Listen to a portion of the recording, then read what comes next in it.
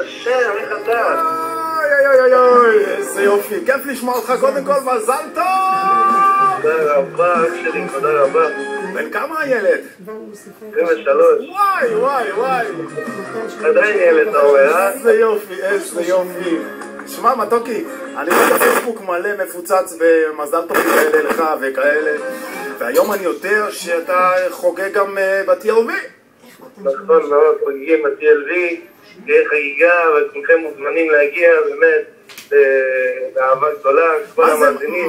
מה זה כולכם? זאת אומרת, אתה מזמין את כל המאזינים להגיע ל-TLV היום? אני מזמין את כל המאזינים ואותך אישית ואת כל הצוות שלך באהבה. אז תראה, אנחנו בטוח שנהיה שמה. אין דבר כזה שלא נבוא ונגיד לך מזל טוב ונחגוג איתך ביום הולדת, ביום הכי שמח שלך. אז מה שלומך בימים אלה?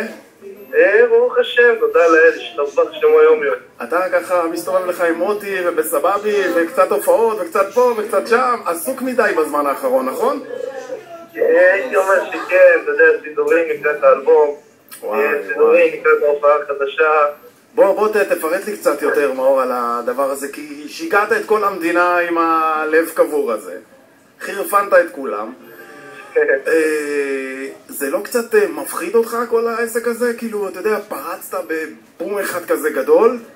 האמת היא שזה לא בא בבום אחד גדול, אני אסביר לך. זה בא במדרגות, כל דבר בא לאט לאט. בא לי, אתה יודע, זה היה תקופה, השיר בא נהיה להיט. אחרי השיר הגיעו תחנות רדיו. אחרי התחנות רדיו קצת אתרי אינטרנט כמו מקרו, וואלה, אחרי זה טלוויזיה, אחרי זה דברים שבאו אחד אחרי השני. זה לא משהו שבא במכה אחת, אז ברוך השם, אתה יודע, אנחנו מקבלים את זה בעדינות, לא בלחץ. זהו, זה מה שאני בדיוק... זה מה שאני רוצה להגיד לך, זאת אומרת, אתה לוקח את זה כמובן בפרופורציות הנכונות, אתה ככה, אתה יודע, לא מסתחרר, בוא נגיד, מההצלחה. וברוך השם יש.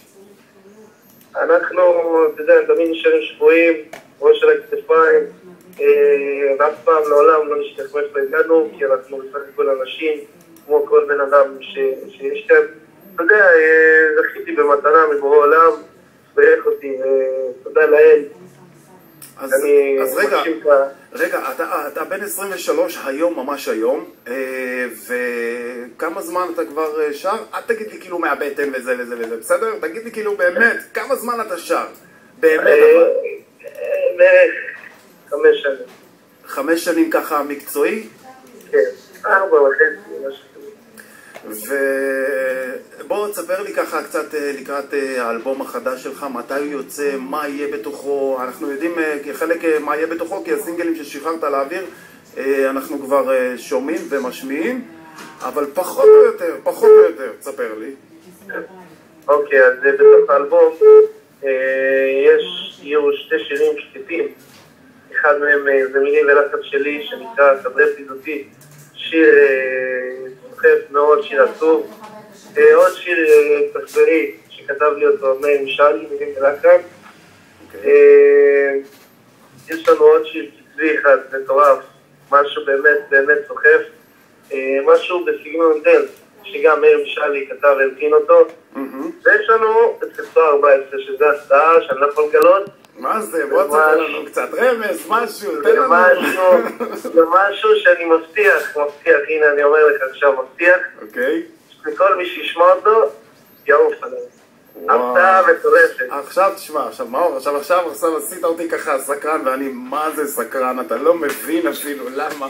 אני תכף אחרי השיחה איתך מתקשר למוטי ושואל אותו מה זה, ואני מתחיל פה לאבד כיוונים, כאילו מה?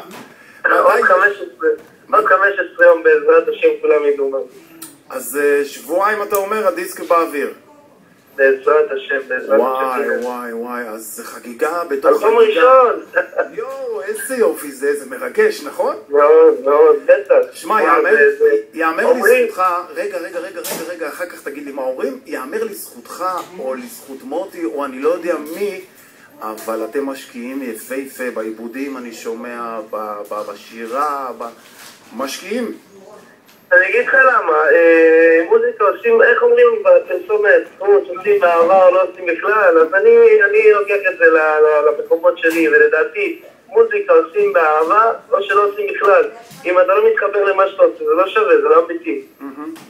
זאת דעתי, ככה אני חושב. לא, אני מבין את מה שאתה, לאן אתה מכוון להגיע, אני רק אומר שלא כל זמר, או לא, בלי להוציא שמות, אבל לא כל זמר, אתה יודע, משקיע בעיבודים, בכתיבה, בלחן, ואצלכם, אתה יודע, אחרי להיט כזה, בדרך כלל מה שקורה בתעשייה הזו, אחרי להיט שיש לך להיט ביד, אז אתה לא משנה כבר מה יהיה באלבום, אתה מוציא את האלבום ולא משנה, לא משקיע בו בכלל. אבל אתם לקחתם את הלהיט הזה ועליתם איתו למעלה כמו שצריך,